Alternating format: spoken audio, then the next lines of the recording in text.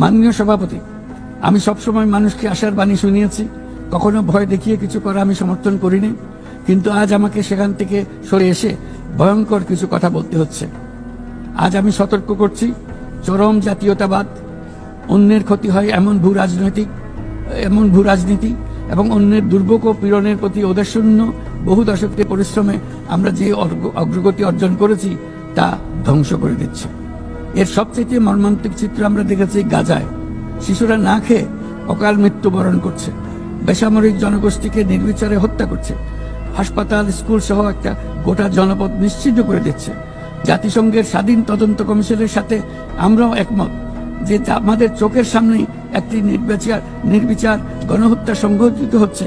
আমাদের দুর্ভাগ্য যে মানব জাতির পক্ষ থেকে এর অবসানে আমরা সর্বোচ্চ চেষ্টা করছি না এখনো। এই অবস্থা চলতে থাকলে ভবিষ্যৎ প্রজন্ম ও ইতিহাস আমাদেরকে ক্ষমা করবে না।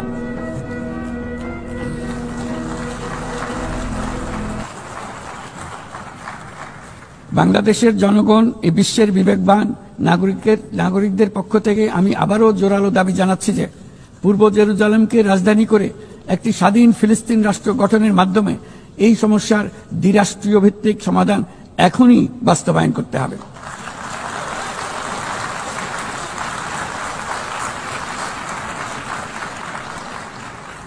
শুধুমাত্র 1967 সালের পূর্বের সীমারেখার ভিত্তিতে, যেখানে ইসরায়েল ও ফিলিস্তিনের শান্তিপূর্ণ সহাবস্থানে থাকবে, তখনই ন্যায় বিচার সম্পূর্ণভাবে কার্যকর হবে।